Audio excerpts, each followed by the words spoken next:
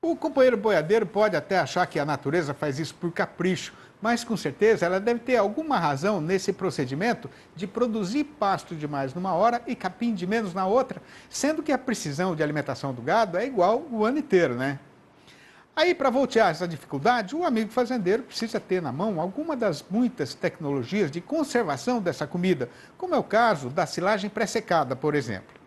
Pois então, para esticar uma prosa a respeito de como é que isso pode ser feito na propriedade, a gente vai ter a satisfação de receber aqui a visita internética do zootecnista Ulisses Figueiredo, pesquisador e melhorista do Programa de Desenvolvimento de Cultivares de Espécies Tropicais da Barenbrug do Brasil, que vai participar do programa falando ao vivo pelo computador, diretamente de Guaíra, aqui no interior paulista.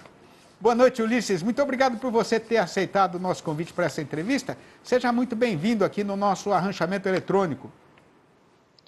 Boa noite, Sidney. Muito obrigado. É uma satisfação muito grande poder falar com vocês. A satisfação é nossa. Ulisses, para a gente começar a prosa, o que é uma silagem pré-secada? Olha, Sidney, como você mesmo já comentou na prosa aí, a silagem pré-secada é uma das formas de conservação que a gente tem, de conservar o alimento forrageiro, guardar esse alimento para que ele possa ser usado, né, no período de entre-safra, respeitando as diferentes condições e regiões de clima do nosso país, né?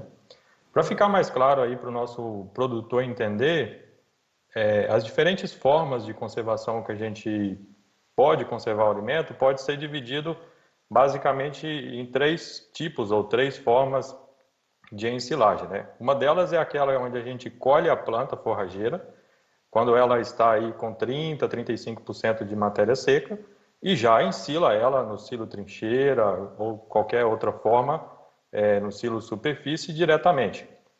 E a silagem pré-secada difere dela justamente porque, como o próprio nome já fala, ela é pré-secada. Então você tem que cortar a forrageira, tem que deixar ela esparramada na área para ela secar um pouco até que ela atinja aí entre 40% e 45% de matéria seca. Então ela é menos úmida do que a silagem quando você ensila direto. E teria uma terceira forma, né, disponível e diferente do pré-secado, que seria o feno quando a planta já está muito seca, já desidratou bastante, com aproximado 80, 85% de matéria seca. Então, a silagem pré-secada é essa intermediária, o que a gente ensila a planta, ou seja, coloca ela numa condição com falta de oxigênio e aí permite que ocorra a fermentação daquela forragem que foi colhida ali com 40, 45% de matéria seca. E aí o nome silagem pré-secada ou pré-secado vem justamente pelo fato de que as forrageiras ou gramíneas tropicais e mesmo as gramíneas temperadas, quando a gente colhe ela ainda está com uma umidade muito alta. O teor de matéria seca é abaixo de 30%. Então você precisa deixar ela exposta ao sol no tempo para que ela seque um pouco e atinja aí esses 40, 45%, que é onde vai haver também ali condições para ver o processo de fermentação. Agora, quando é que o fazendeiro deve começar a fazer o planejamento da empreitada de fazer silagem pré-secada, Ulisses? Como o próprio nome já fala, né, o planejamento dessa empreitada deve ser feito no planejamento forrageiro, ou seja, aquele produtor, independente do sistema de produção que ele tem, ao longo do ano ele sabe com quantos animais ele vai passar dentro da propriedade. E ele tem uma área X para a produção de alimento para aqueles animais durante todo o ano.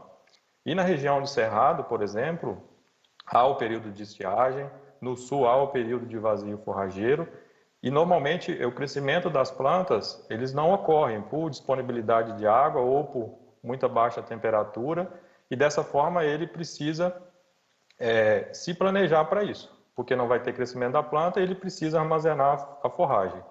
E aí, sabendo disso, dentro dos diferentes volumosos que ele usa dentro da fazenda, ele pode aí lançar mão dessa ferramenta, que é a silagem pré-secada, e ele vai saber assim, ó, meus animais vão consumir tantos quilos de matéria seca do meu volumoso durante o ano, e com isso ele consegue estimar aí quanto de área ele vai precisar para fazer do pré-secado.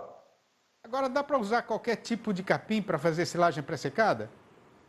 Olha, dentro do que a gente tem disponível hoje no mercado, a maioria deles pode ser usada. A exemplo, Um dos mais usados é os sínodos, né? São as cultivares de sino. Como a gente tem, por exemplo, o sino do Barenbrug, que é multiplicado via semente, que traz uma facilidade, uma praticidade muito grande no estabelecimento, né? Podemos usar as braquiárias, os pânicos, no sul se usa também braquiárias no verão, ou tem também os produtores que usam as forrageiras temperadas, com azevém, como aveia. Então, são inúmeras as possibilidades de diferentes cultivares, de diferentes espécies, exceto algumas aonde o teor de umidade é muito alto. Por exemplo, os peniceto, ou mais conhecido como o capim-elefante, que é um nome comum, são plantas muito altas, que a ótima colheita dele está com matéria seca muito baixa, e devido à sua estrutura, a planta, a dificuldade de secar isso a campo, demora muito, o operacional é difícil, então são forrageiras que a gente ainda está aprendendo e não é recomendado aí usar para fazer o pré-secado. A silagem pré-secada ou pré-secado. Mas todas essas outras que eu comentei podem sim ser usadas. Para fazer o pré-secado, o companheiro boiadeiro vai ter de plantar uma área só para isso ou ele pode já usar um pasto que já está em produção? Bom, o companheiro boiadeiro ele pode sim usar esse pasto que está em produção, mas com algumas ressalvas, Sidney. Porque o que acontece? Quando a gente fala de pré-secado, a gente vai utilizar aí, equipamentos, né, máquinas que vão ter que entrar na área para poder fazer o corte, depois fazer o enleiramento dessa forragem que foi cortada, que está ali secando, e depois utilizar aí de equipamentos para recolher essa massa para fazer a ensilagem, seja no silo trincheira ou equipamentos que fazem essa silagem nos famosos silos de bolas, né? É isso que eu ia te perguntar agora, né? Como é que o fazendeiro faz essa embalagem onde a silagem vai ficar armazenada, no caso do silo de bola, Ulisses? Então, aí ele tem que ter o equipamento próprio, né? Que depois que você corta a forragem, ela vai ficar esparramada na área, pré-secando ali até atingir essa umidade ideal para caracterizar a silagem pré-secada. Ele vai usar o equipamento que a gente chama de ancinho, onde ele vai enleirar essa massa de forragem, e aí ele pode utilizar as enfardadeiras do tipo que faz silo bola, que ela recolhe diretamente a massa, faz uma massa no formato de bola, vem com filme plástico, reveste tudo isso e cria um ambiente ali com ausência de oxigênio, né? Que é anaeróbico, que promove essa fermentação da silagem pré-secada. Ou ele simplesmente pode utilizar de automotrizes ou outras máquinas que recolhem essa massa de forragem, joga no caminhão ou joga no vagão forrageiro e transporta isso para um silo trincheira, onde vai fazer a compactação e depois tampa com filme plástico, como é feito, por exemplo, na silagem de milho ou na silagem de sorgo. Então, complementando a pergunta anterior, Sidney, ele pode sim usar, mas com essas ressalvas. Por quê? Ele precisa ter uma área plana, uma área onde não tem plantas invasoras, que não tenha cupim para facilitar o operacional. E quando ele corta aquela forragem que já é pasto, como tem ali não tem uma homogeneidade da forrageira por causa da morfogênese, plantas velhas, plantas novas, essa primeira forragem que ele colhe vai dar um pré-secado de má qualidade. Mas aí depois ele vai ajustando. Mas caso contrário, ele não atenda esses requisitos, tem a declividade que para as máquinas entrar e tudo, ele sim tem que fazer uma área nova, até mesmo para poder explorar melhor, escolher uma cultivar melhor, para ter maior sucesso aí na produção e na qualidade da silagem pré-secada.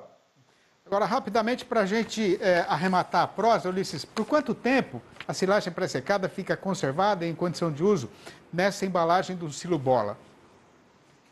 Olha, a partir de 40, 60 dias, né, desde que seja feita uma boa silagem, ele já pode começar a usar, isso pode ficar por um ano. E se a conservação esteja boa ali, não tenha problema de entrada de oxigênio, pode ficar por mais tempo também. Tá muito bom. Ulisses, eu queria agradecer demais a sua participação, muito interessante as suas informações, né? Muito obrigado, um abração para você e dá um abraço em toda a turma aí do seu pessoal aí de Guaíra e do Brasil inteiro. Até a próxima, Valeu, Ulisses. Sidney. Até a próxima. Obrigado. Muito obrigado.